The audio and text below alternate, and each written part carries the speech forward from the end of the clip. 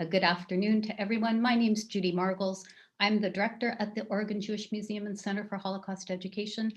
My pleasure to welcome you to today's program, The French National Railways and the Journey to Accountability. And I want to extend a very special welcome to Sarah Federman, who is joining us from Victoria, British Columbia, as you can see by her beautiful backdrop.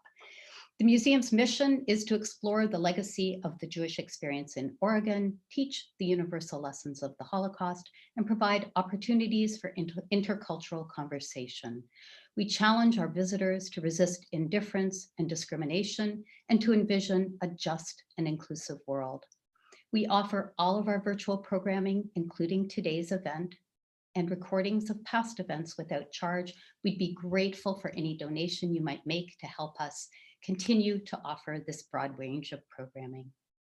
Today's program participates in a long overdue debate on the role of corporations during the Holocaust.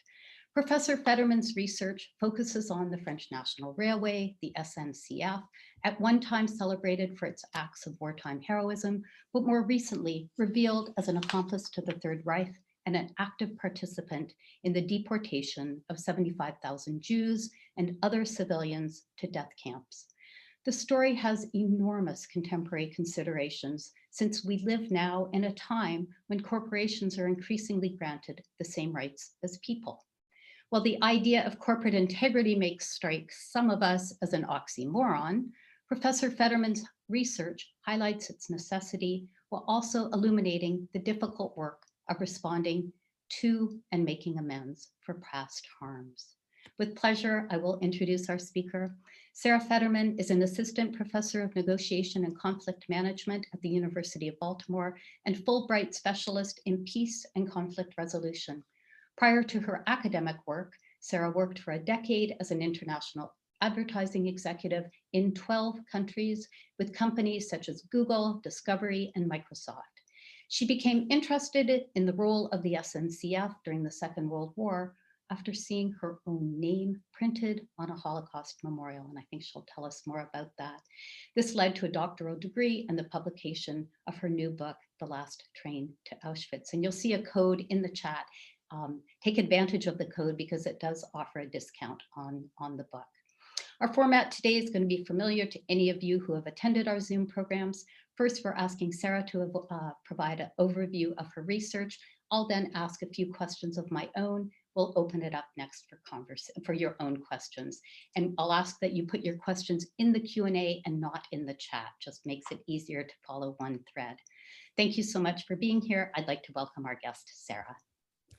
Thank you, Judy, for that lovely introduction, and to Amber for helping organize this in the Oregon Jewish Museum. It was really nice to hear your mission statement. It's very moving, and I am on board. And I'm loving reading the chat here. It looks like a lot of people have been on the railway or have other reasons to be connected to this topic. So I look forward to moving through this so I can hear from you, because I have been at this a while.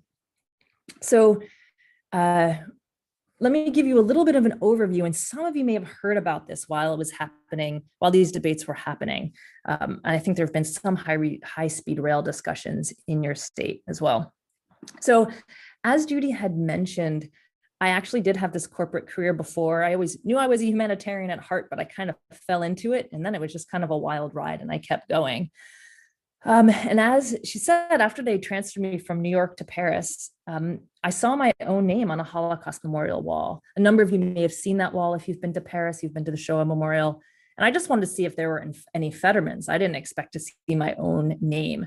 And I went to the database to look her up, and they just didn't know much about her. She was Polish, and she was born in 1926, and she was deported on Convoy 21.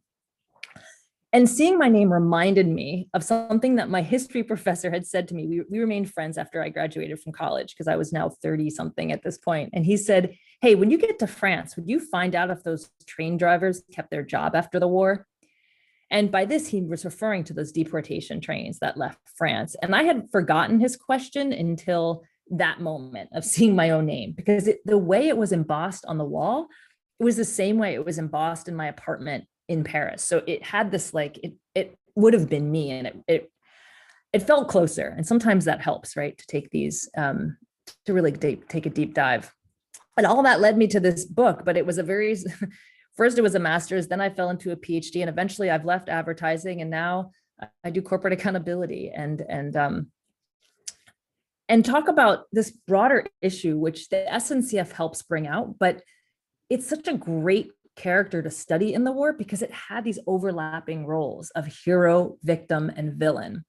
And in conflict, when we're upset, we tend to speak in binaries, like they're horrible, and we try to write the cancel culture. We cancel them or get rid of them. But oftentimes, these entities play multiple roles, like people play multiple roles.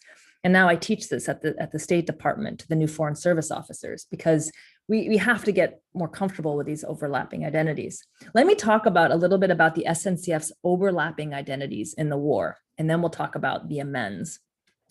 The SNCF, of course, when France was occupied by Germany in 1940, the railway, 1939, 1940, the railway was requisitioned by the Germans. So the railway company, and the SNCF had actually been independent rail lines. Like before Amtrak, there were all these different rail lines in the US. The same was true in France. There were all these different rail lines. They just became a conglomerate. They just got organized, and then Germany comes in and takes it over. Now, SNCF, just to give you a sense of size, they had 500,000 employees, which is bigger than all of the major US airlines combined. That's how big it was. And the Germans sent about 6,000 engineers to oversee the SNCF. And so they were under German command. There was a lot of damaged rolling stock because it's war, right? So they take losses. They had a lot of unpaid invoices. I found a lot of invoices in the archives where they would ask the Germans to pay for something, and they didn't. They just paid enough to keep the railroad functioning, but it wasn't a profitable time for the railway. The way that it was for Hugo Boss, for example, who sold the uniforms to the Nazis, that was a very profitable time. There was forced labor. The SNCF workers were taken abroad, and of course, some died. Only about 2,000 died for being in the resistance, or other related activities, but there were others killed just in the crossfire. So that's one identity. But at the same time, the SNCF also had a role in transporting these deportees. The Germans eventually said, you're going to take these convoy trains, you're going to drive them to the German border, then you'll get off. This is an interesting point. And then a German or a Polish or another driver got on and took the people to Auschwitz. But it was SNCF trains. You'll see their name on a lot of pictures. And it was SNCF drivers. So at least they knew people were crammed into these cars. And there were some invoices sent after D-Day. This is just so haunting. So this one's from October 1944. And this was for a transport for deportees within France, not to Auschwitz, but for within France. And they were still sending these after D-Day. But then the SNCF has this other identity. With 500,000 people, you can do a lot of things as a company. During D-Day, a number of railway workers helped sabotage the rails so that the German armaments couldn't defend the Normandy and the beaches there. So the Allies were able to secure their hold. And that was really important, what they did. There were some stories I found, and some are written about, and some survivors told me of a way that SNCF workers assisted their escapes. There's a few stories about that. Sometimes they slowed trains because it was an easy way to protest. And there was some coordination with the resistance. There was not an SNCF resistance because they couldn't say they were in the resistance, but a number of individuals did that, but proportionally few of 500,000. But what's interesting is this identity as a hero lasted for 50 years. Just uncontested, we're a hero. And partially because after the war, France needed a site upon which to rebuild French pride. They were so damaged and humiliated from the occupation.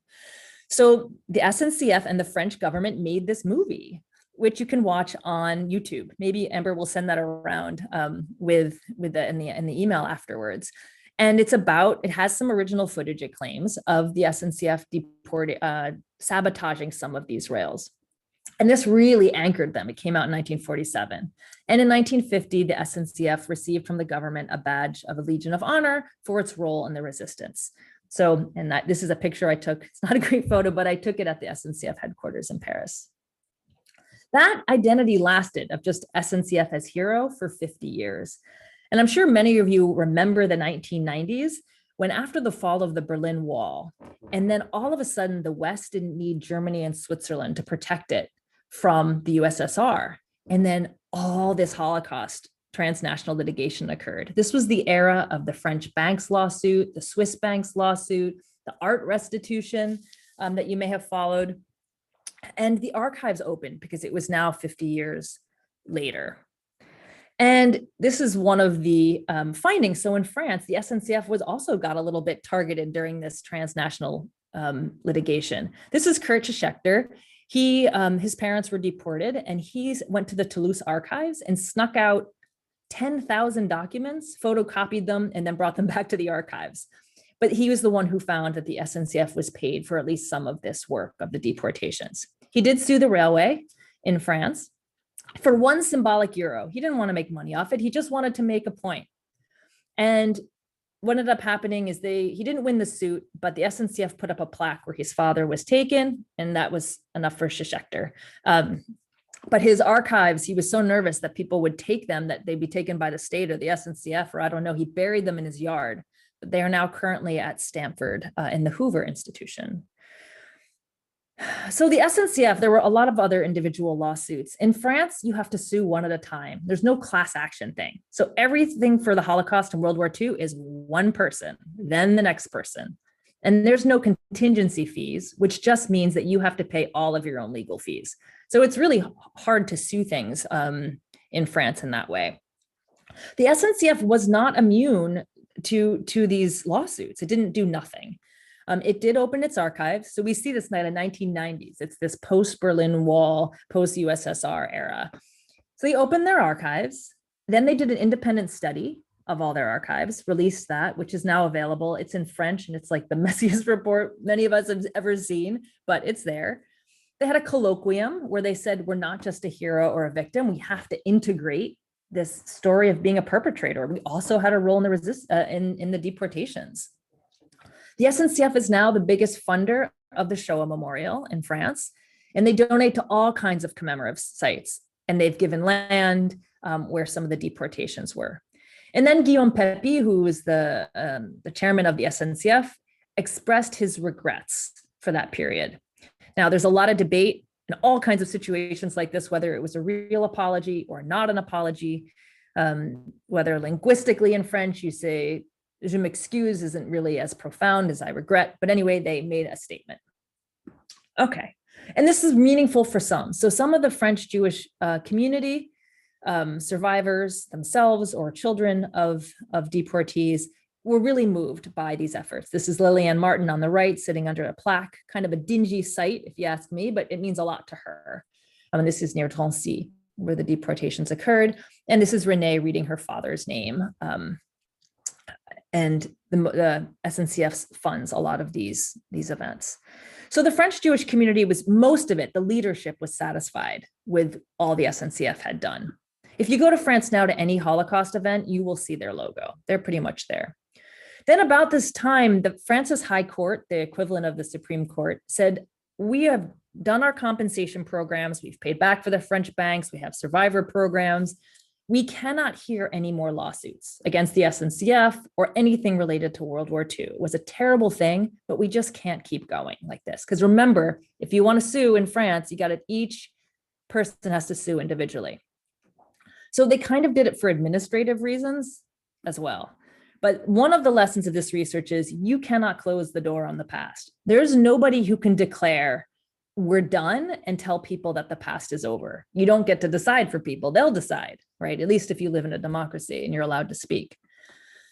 So those seeking compensation turned to the United States. So Aiken Gump and lawyer Harriet Tayman and her team pro bono launched a class action lawsuit from the United States, suing the French National Railway on behalf of, they said, 600 litigants. Maybe some of you on this call have heard about this, or maybe some of you were on this case. Now, they're savvy lawyers. They know that you cannot sue a national railway. It's a national railway. It's like suing France. You can't sue France because we have something called the Foreign Sovereign Immunities Act that you may have heard of. Anyway, it didn't matter. They just did this to get it in the press. And these were some of the accusations. Charles Schumer in New York proposed a bill. And these were the kinds of things they said about them. You know, the SNCF willingly transported the deportees, that they cleaned the transports on arrival, that they were paid for the transports, that they determined the conditions, and that they knew the destination. My book goes into great detail on each of these accusations because I thought, well, we should find out if that's actually what happened. We know for sure they didn't clean the transports because they didn't go all the way to Auschwitz. We don't have any invoices saying they were paid to take them to the German border, but probably were. There were a lot of damaged materials after the war and a lot of missing documents. The conditions seem to be determined by the Germans, not the SNCF.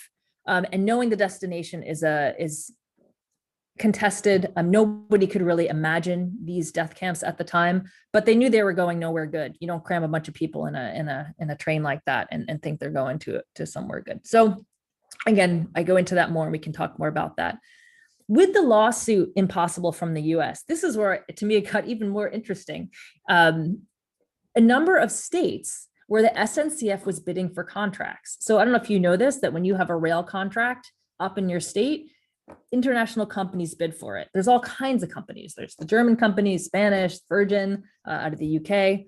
And the SNCF was bidding for contracts, and some legislation was drafted in Florida, in California for high-speed rail, in Virginia and Maryland to keep the SNCF out until it makes amends. Right. So this is really interesting of how we're putting leverage, trying to get leverage.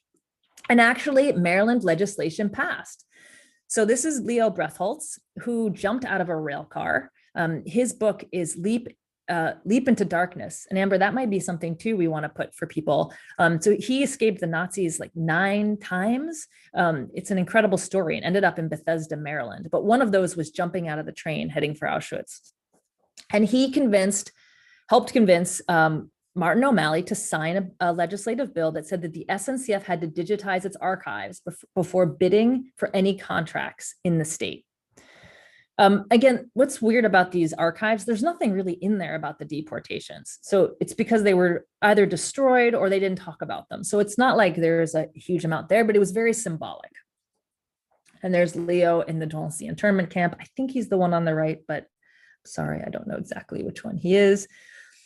All right, so the SNCF wins the VRE, the Virginia Rail. It wins the T contract in Massachusetts, the biggest contract in the state of Massachusetts history, but there's no contestation in Massachusetts for some reason.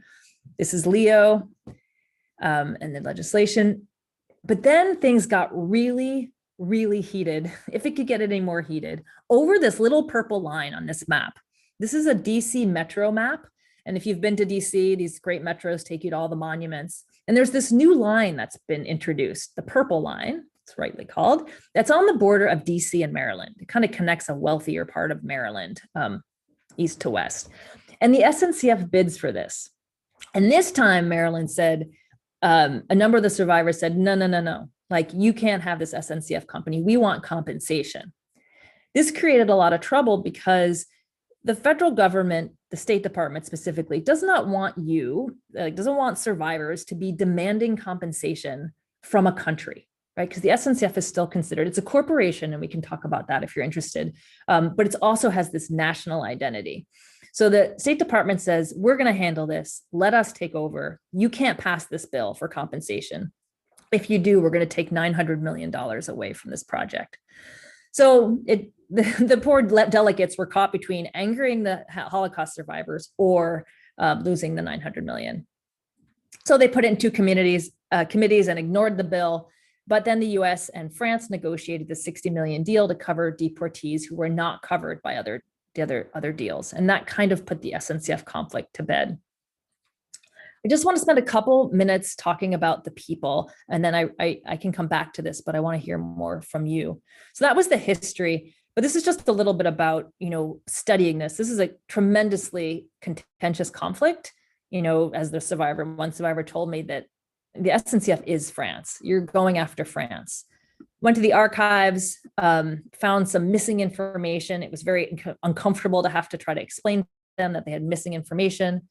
And I got very involved in all the places where this was being talked about. I went to all the legislative meetings and so on, met with Nazi hunter Serge Klarsfeld, a number of you may know him, leading Holocaust activists, met with SNCF executives very often, and the ambassadors.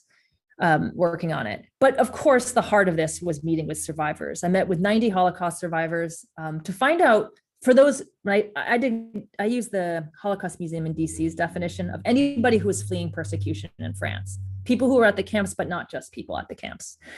And what did they think should happen with the SNCF? It's not for me to decide. I wasn't deported. I mean, I saw my own name, but that wasn't me.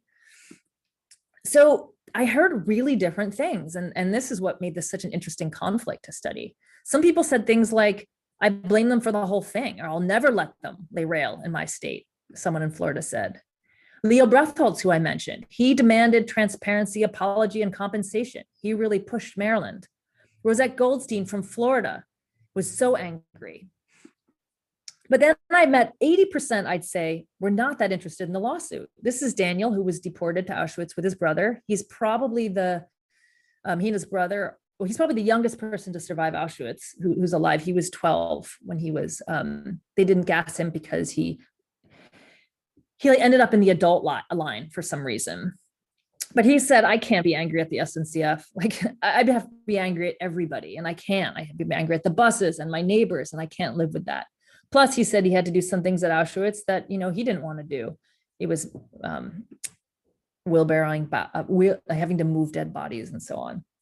Alexander, again, expressed a common view that I heard, that like the war was a mess and people had really complicated roles and you just can't pick one out. A lot of people in France talked about how complicated it was. When I interviewed survivors living in the US, they tended to say things more like this.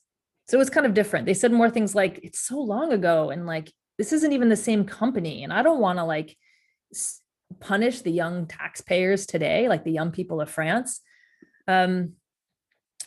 So again, there's really different views on this conflict. My work as a conflict expert is to really share those views. It's not for me to decide what can happen, but to help us have a healthy dialogue on what should happen. Because these conversations around the Holocaust have really helped create discourse around all genocides around the world. And now regarding slavery in the US today, and what to do. So we want to have these conversations. And there are many corporations that are unaccounted for, past and present.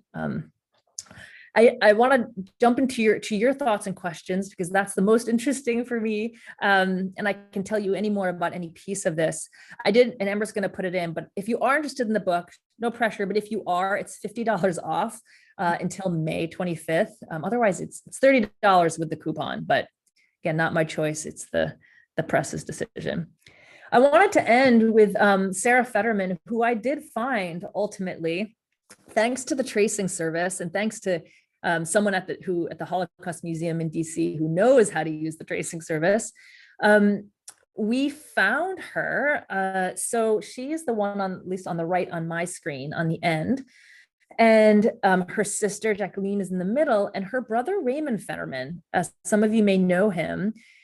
He was pushed into a closet over the stairway, and his family was taken, and he made his way to SUNY Buffalo and became a famous writer. He's written books about the Holocaust and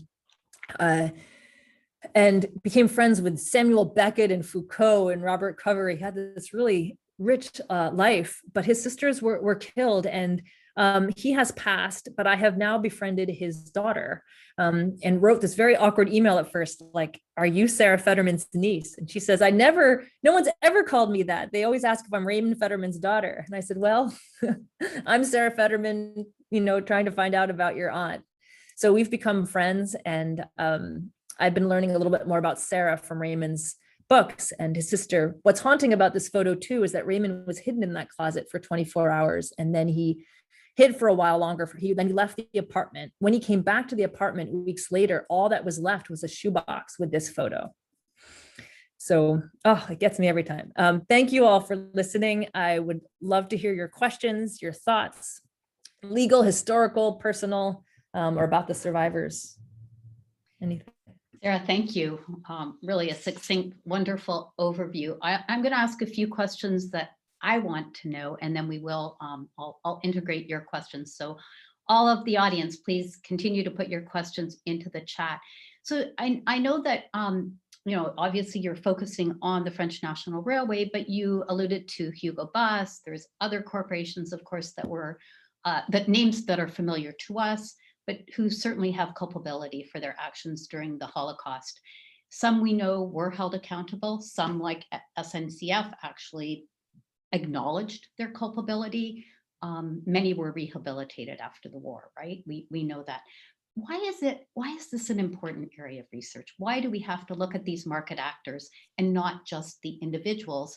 And I do recall in speaking to you and preparing for the panel, you suggested that this approach isn't really the norm. We tend to, particularly if you look at the Nuremberg trials, et cetera, we were going after individual perpetrators. So why these market actors? Yeah. So, even though I kind of regretted my corporate career in some ways for a while because it wasn't, with my values, it helped me understand how big these corporate actors are.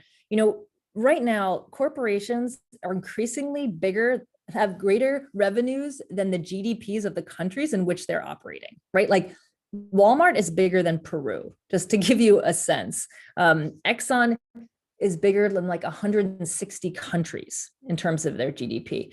These businesses are, one, partners for peace, right? If we can work with them in different locations, then we can actually help decrease atrocities. And they're also making decisions and funding a lot of conflict in different ways and facilitating it. I mean, Raoul Hilberg, right, often called the father of Holocaust research, says the essence, like the Holocaust could not have run without the trains. It actually needed the trains to happen, just the way that a lot of conflict and violence needs corporations. Most recently, and probably just astonishing to us all, is seeing Facebook having that role in Rohingya, and these social media giants, whether or not how they moderate their platforms really has an effect on genocidal discourse and how that travels. So there's all kinds of social media agencies. There's always, you got to follow the money whenever you're looking at a conflict, see where it's going. These people aren't shooting each other with slingshots, right? There's arms behind that. Mining businesses, resource curses, right? You sometimes talk about in countries where you have these rich resources that end up impoverishing the country because they're looted by others. So, and we work in companies, or all do in some points, and we buy these products, and we actually have a leverage in encouraging them to be more ethical. And gosh, after George Floyd, did we see a lot of corporations step up? And after the US pulled out of the climate accord, a lot of corporations stepped up. So there's a new shift in consciousness that we're all living through. So I don't want us to see companies as enemies, but as how are we going to help them, help us all, work together on the multitude of challenges we have. Yeah, so just maybe a follow-up question. You have really reminded us about how trains are this powerful symbol of the Holocaust. We're indispensable, as you say. The participation of the railway was indispensable. I think at one point you mentioned, or maybe 42 parallel tracks going at Auschwitz. Single camp Auschwitz, right? So why the focus on French trains, not German trains? Right? This kept making me think, why French trains? I mean, it wasn't their war. They were occupied. And why isn't the US going after German railways or Japanese or Spanish? And by the way, our railways transported Japanese to internment camps in World War II. What about that? Our railways were built by slaveries. What about them? So this is kind of one. So why not German? One is that Germany did a lot more. The Deutsche Bahn, it changed its name from the Reichsbahn. So it after the war, it gave money, as part of many companies did in Germany, to compensation funds. So there's this idea that Germany's already atoned for the past. The Deutsche Bahn was nervous in the US. They were doing some lobbying, trying to see if they'd get in trouble. The French, there was an idea that the French had denied the past, which they haven't anymore. But that's kind of been this ongoing thing between the French and the US, that the US comes and rescues France, right? We liberate the Jews of France because they need us again, right? So there's some of that discourse that goes on. Part of it was that those trains were bidding, SNCF was bidding in the US. And this is the SNCFs, what drove them crazy when I would meet with them. They're like, why didn't we change our name after the war? Why didn't we change our name? And the Reichsbahn had to change its name. You can't have the Reich in your name anymore, right? In post-war Germany. And the SNCF executives were so frustrated because they had a real branding problem. Those trains were used all over Europe. So if you go to most Holocaust museums, you will see their name on a deportation car. So they're just really associated with the deportations. So it is, you do post-conflict work, right? This is what you do. And I've heard you describe, I've heard you use the word resolution and the word open-endedness, right? When you engage in post-conflict work, you need to have the spirit of open-endedness, solving and closing the past. Why isn't resolution the goal?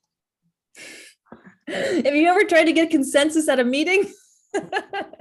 Right. So what we know about consensus and resolution is that even if everybody agrees to something at a meeting, they're going to go to the water cooler and be like, man, I totally didn't agree with that, but I didn't want to say anything, because then you're the spoiler, right? So people don't always share. And even as we know with peace accords, yeah, you might get 6 leaders to agree to something, but then you have to get all their people to agree. I've come to kind of be influenced by Hannah Arendt in this, the philosopher, in that who was very concerned about totalitarianism, that the way that we prevent totalitarianism is that we create an open discursive field. It's contentious, it's not comfortable, but that's freedom, like that's democracy. And yeah, the resolution is you can't, I mean, there'll be new information will come out, right? Somebody will want to speak who's never spoken before. You know, we have to leave a place at the table for the past. So there's no closing the door, as you said. There's yeah. Courts can try. I mean, the SNCF conflict is done for now, you know, but who knows? You know, who knows? Getting some questions about your research. I think we're all very interested in that. And you did, you said a little bit about it. I think we're interested in knowing a little more about survivors and their, you know, one question in the chat, were there any survivors who actually were unaware of the participation of the NSCF that you talked to? They knew it was the if they stayed in France, they knew it was the SNCF. You know, there was this whole debate over whether it was French trains or German trains that were taking them, like whose rails cars it was. And of course, to a survivor, like, do you care, really? I asked one woman whether she thought it was a German or French train, just to see what kind of reaction that ridiculous question gives. And she said, well, how the hell do I know? Like, I was being separated from my mother. That's all I cared about, right? I would say what was interesting is how few survivors knew the SNCF's attempts to make amends. They weren't really, in France, they knew more because they were around it. They went to the commemorative events. They were appreciative of everything the SNCF did, many, to make amends, and that they weren't forgotten. Yeah, does that answer the question, or is there more about the survivors? There's so much to say with 90 people. Right.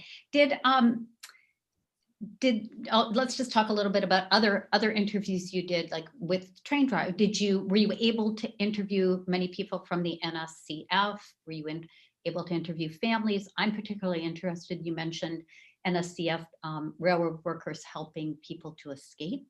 Did you actually able to talk to anybody in their families about that?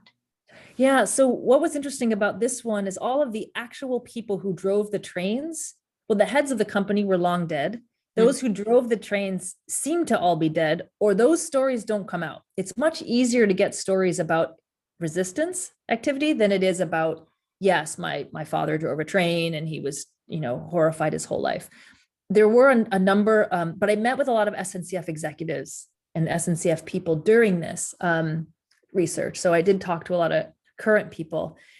The kinds of attempts, the kinds of assists were really moving. I mean, one woman, Jacqueline Byrne, was saved because her family was in hiding up in this house, and an SNCF worker knew where they were. He was living downstairs. And when the Gestapo came and put a gun to his head, he didn't reveal their location. So for her, loves the SNCF. Another one, an SNCF railway person told the family when to hop on to an empty rail car so they could escape Paris. There were all kinds of stories like that, like individual. The biggest was in Lille. Those of you who know northern France. There was a group. This is recently discovered by Gregory Celerisi, who's an independent historian. They passed babies. They convinced the mothers to pass the babies through the windows, and the town absorbed all the kids. The SNCF workers took the kids and then found homes for them all. This is the biggest one that was done. And those people, he's been tracing them and finding those survivors. So those were the biggest ones. Wow. Anything else you want to say about interviews? What was yeah, it was the most, I mean, I wrote the book, but the book changed me to sit and listen to 90 people's stories, for a few years. Because I wanted to understand just the effect. What is post-Holocaust life like? It doesn't end with you surviving. I mean, surviving seemed harder than living, than dying in it. And a number said that. I mean, what they've had to live with. I'm working on a piece right now for Smithsonian about the kind of trauma I saw at the end of life, that there's actually this other phase right when they're closer to death and their loved ones start to die, where the loss comes back. They start seeing images of the camps, of people who've died beckoning to them. There's even stories of people having dementia and they're locked in the most emotionally powerful time of their life, which is they're trapped in the camps in their mind. So that was really poignant to see. And there's just so much loneliness, and I got a little bit, we can run around and do these big justice claims and they're important, but like people needed help getting to their cancer treatments and they needed help grieving for the loss of their loved ones. Like I saw so much unmet need by the pursuit of justice. We need the pursuit of justice. I just thought a little more care at the center would be helpful. There's a question, would it be possible to determine how much the train company received transporting Jews to the camps? If so, why not demand the same amount to be used to compensate survivors and relatives? And maybe you could say a little bit, were there reparations? So great question. And this became a huge area of contestation. There's no invoices. There were a few invoices for these like transports within France, and they're not very much. Mm-hmm. And there's no proof. So they weren't able to get the proof that they were paid.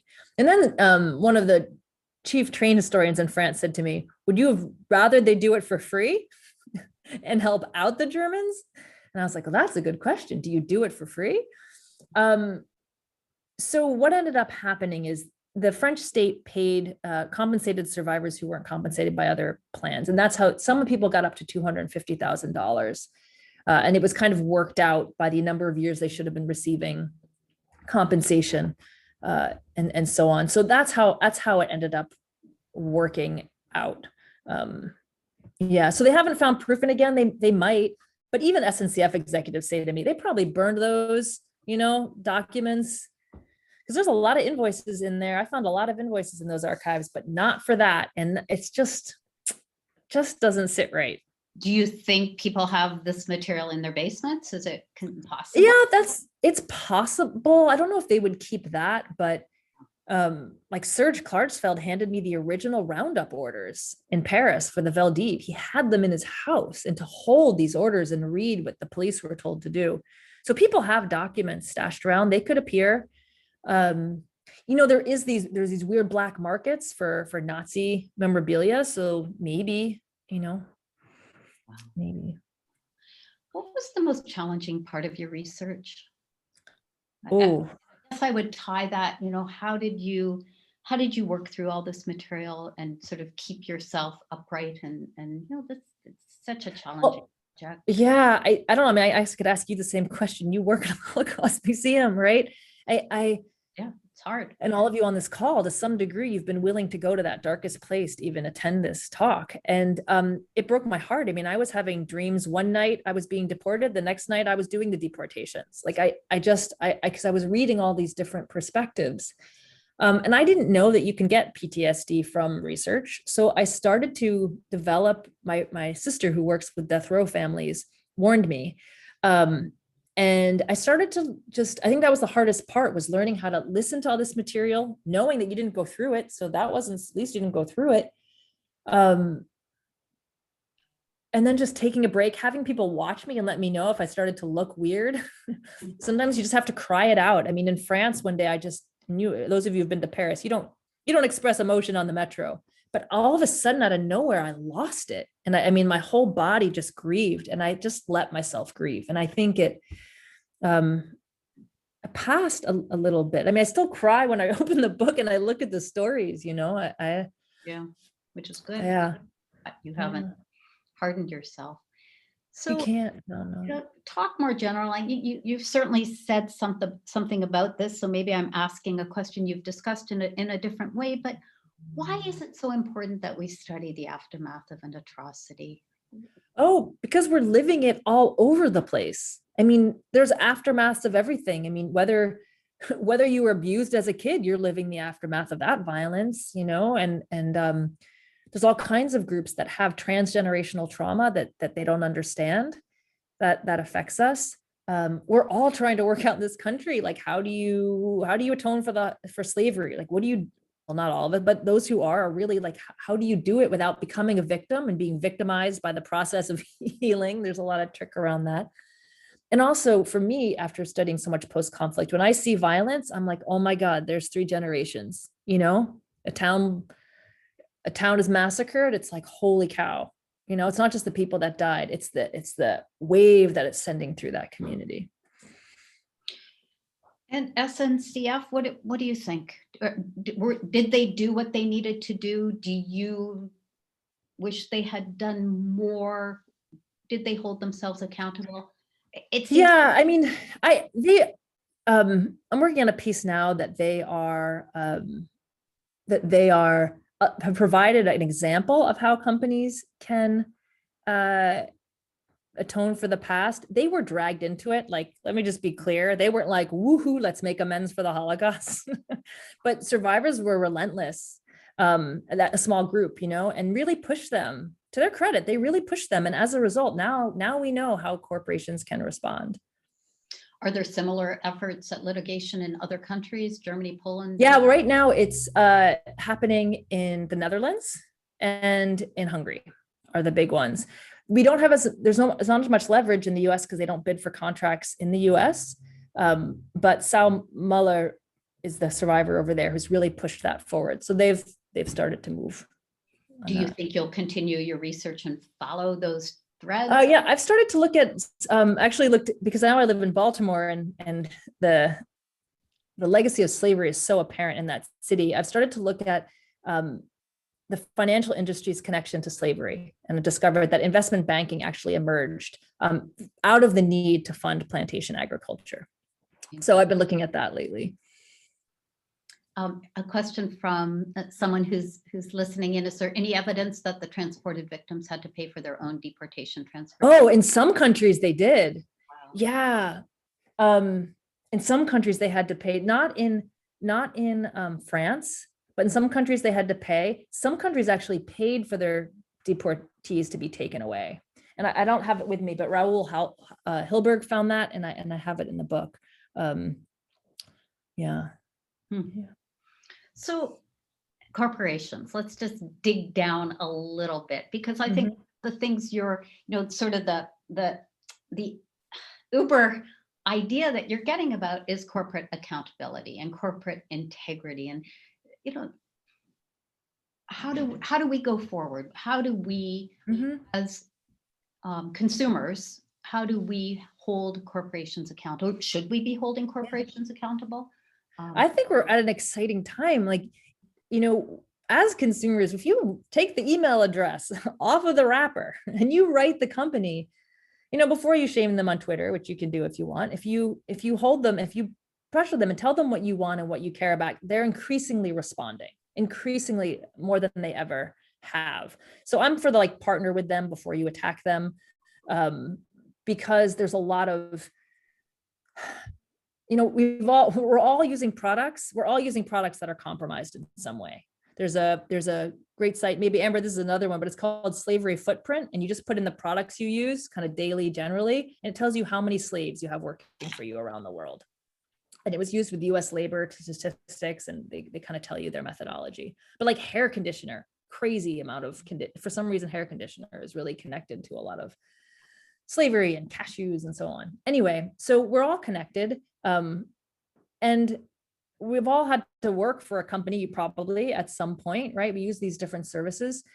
So I think it's really important not to just, in some cases, corporations are just being horrible, right? And you have to stand up and you got to boycott and you got to do the whole thing. Increasingly, I think we need to figure out how we're going to navigate as a consumer and as employees. I mean, I don't know if people on this call have had jobs where you're like, oof, like that wasn't the most ethical decision of my company. How do I live in this messy space? Because, the computer I'm using, like, who knows where this battery came from, right? And so I guess my encouragement is that we don't just keep othering and canceling, because we need our corporations, we need the goods and services, and we'd like not to be contributing to atrocity when we buy a banana. Yeah. I think we don't want to know where our computer parts are made. Yeah. Really. Yeah. Here's a question. I'll just read the question as it's in the chat. Some individuals who were stockbrokers and made millions from churning accounts later got religion, railed against their former profession, only after they had made a small fortune, felt financially comfortable to be more outspoken. How does this compare to your corporate experience, which preceded your current passion? Was your present endeavor made possible by your previous corporate work? Is that? Yeah, I think if I would have done some kind of peace work eventually, but I think having worked with corporations and understood them, it did make me one, not as intimidated by them. A lot of people in peace work are a little bit afraid of corporations, or I don't know, they don't want to deal with them. So it made me more comfortable. And I could see in working in corporations and in an industry like advertising, how like maybe a German speaker here knows that great German word for desk murderers, how like you just work on one little piece at a company. So you don't see, like, it's not that everybody at the company knows the impact of what they're doing. So you work on your little piece. And so I see how these things happen. You're just, yeah. So the other corporations who had culpability, Bear Aspirin, Farben, the Cyclone B producer, Hugo Boss, which made Nazi uniforms. Is there any similar attempts to sort of make them accountable? Have there been? Yeah, so Hugo Boss did a report that's available in German, but they like kind of cite, and again, it's really different. When you're the train, you are the symbol of the Holocaust. When other companies, they were like, like Siemens, this is the one that blows my mind. Siemens that helped with the, with the concentration camps. Siemens now is the security company for the US Holocaust Memorial Museum. So when you go to the museum in DC, you see the Siemens name on everybody's badges, which I just think is really creepy. Siemens bid for all of these contracts in the US, by the way, that the SNCF is bidding for, and nobody protested against Siemens. So weird to me. And now they're implicated in the Uyghur camps. Wow. And same with Volkswagen. So not only have a number of these others not done it, they're still in trouble all the time with all sorts of different issues. Wow. Yeah, and Krupp, someone just mentioned that, the elevators.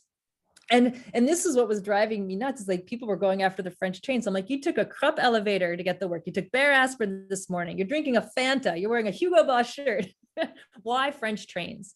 I'm not saying we shouldn't have pursued the trains. I'm just saying, it is interesting who becomes what I call the ideal perpetrator, who we pick to hang out to dry. Yeah, can you say more about that? I mean, how do we do this? And I think I saw a question, how can we take care of ourselves? We just get so overwhelmed, and how are we more empowered to be better consumers? Yeah, well, yeah, it can be crazy. I get in these runs and I'm writing emails for 2 weeks and I'm like, all right, I got to go back to work. So, I mean,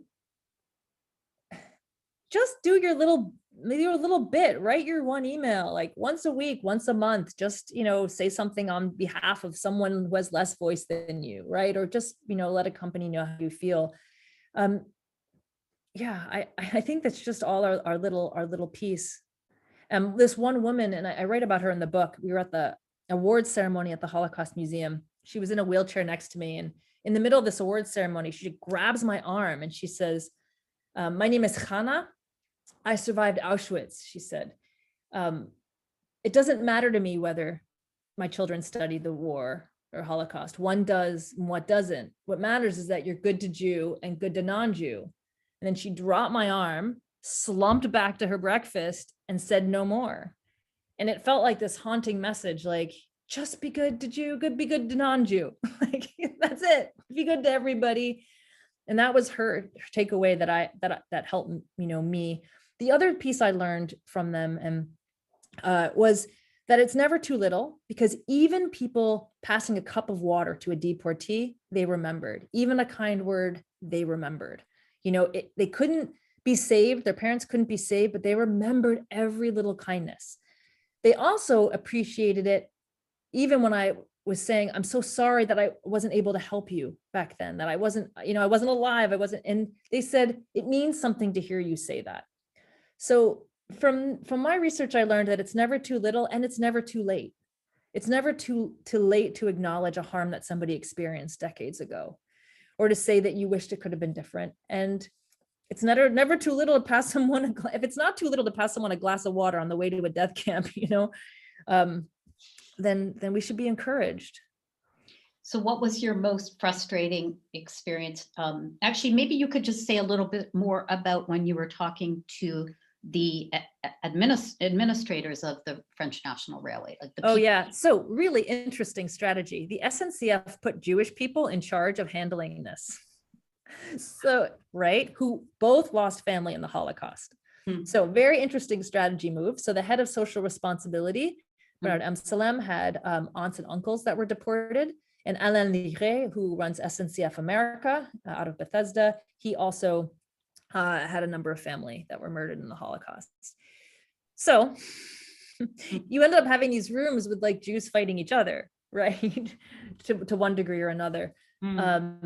They were very open. They were very interested because they had family that were, taken. They were in these very uncomfortable positions of having to kind of represent the company. They didn't drive the trains, they weren't there then, so they didn't have the individual moral guilt, but they did have the inherited guilt, and they didn't quite know how to handle it at the time, and were confused. It was horrible. They were being treated like Nazis because they represented Nazis. Like, wait, how did I get to be a Nazi? I'm a Jew.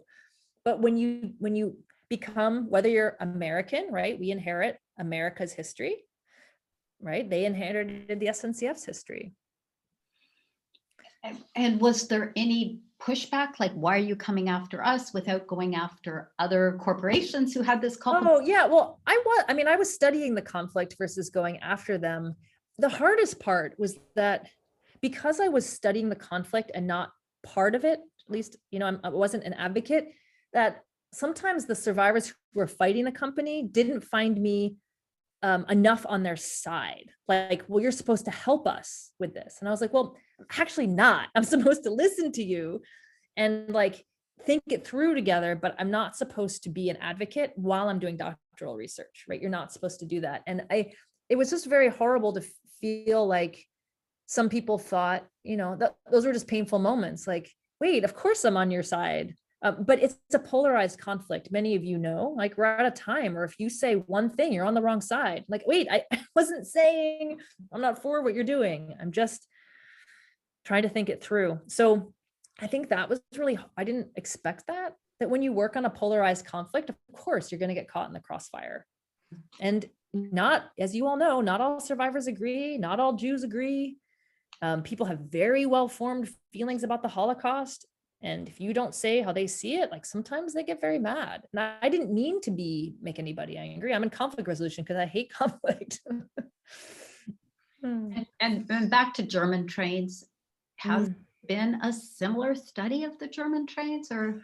Yeah, so they were inspired by the SNCF and they kept such good records. So we know much more about the railways. They recently named one of their high-speed trains the Anne Frank train, which is kind of haunting. Of course, she was from the Netherlands. She was on the last train from the Netherlands to Auschwitz.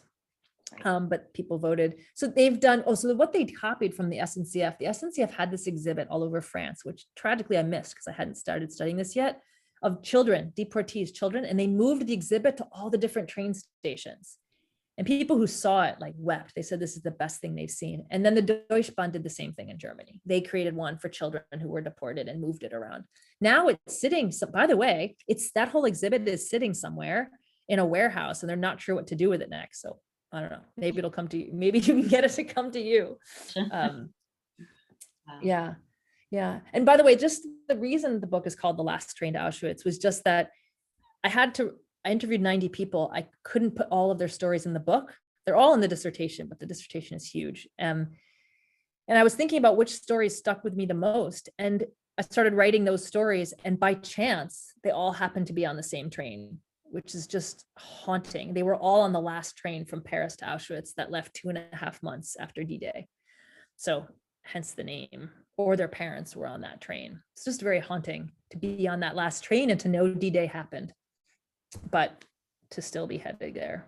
Are you still in contact with any of the survivors you interviewed? Yeah. So Daniel and Henry, who were transported together, are still alive in France. And I've expedited the book to them. Henry had not really spoken much, but before, but Daniel did. So yeah, it's been very moving to be in touch with them. But increasingly, increasingly I get news that they've passed. Of course, yeah. of course. Yeah. And yeah, definitely. At the clock, we've got just a couple of more minutes. If you have a question and want to put it in the chat, please do. Now is your chance. And Someone asked about Sarah Federman. Oh, Trace, I'm not related to her, but 5 years after I did research, my family mentioned that we did have family in Marseille during the war. Like, I've been doing this for 5 years. You didn't think to mention it? No relation other than my name. There were actually 25 Sarah Federmans murdered in the Holocaust. So wow. I looked them. Yeah, that was just the only one out of France. Wow. And this JFCS, I just wanted to acknowledge, Carol Danish wrote a message that there's an organization that has been meeting the needs of Holocaust survivors during COVID and the memories with that. That sounds beautiful, that work. So I'm so glad you're able to do that. In child service here in Portland, and they have been doing utterly incredible work. Wow. Yeah. Wow. That's really important. Any last words? Just thank you all for coming. You can look me up, or I can happily put my email in here if people have questions. I would just encourage everyone to take advantage of the book and the coupons. So we've got, I think, till May 25th. May 25th, yeah. The publisher offered a $50 off coupon because, yeah, which makes it $30 instead of $80. A bit better. Definitely want a copy for our archive. And this, by the way, this has been no money maker for me. I get like 1% of the book, and I put all my own money into this research. So, but it's a labor of love, and it's been so good for me. It changed my life. Now I do different work. Yeah. Oh, it's fantastic. I want to thank you profusely for joining us from Canada. Yeah. Thank you, everyone. Thank you. It was so nice. I wish I could see you all in person, but hopefully I'll hear from you. Another time we'll get you to Portland. Yeah. Thank you everyone for joining us, and look forward to seeing you again. Sarah, thank you so much. Thank you all. Bye-bye. Good afternoon. Bye. Bye.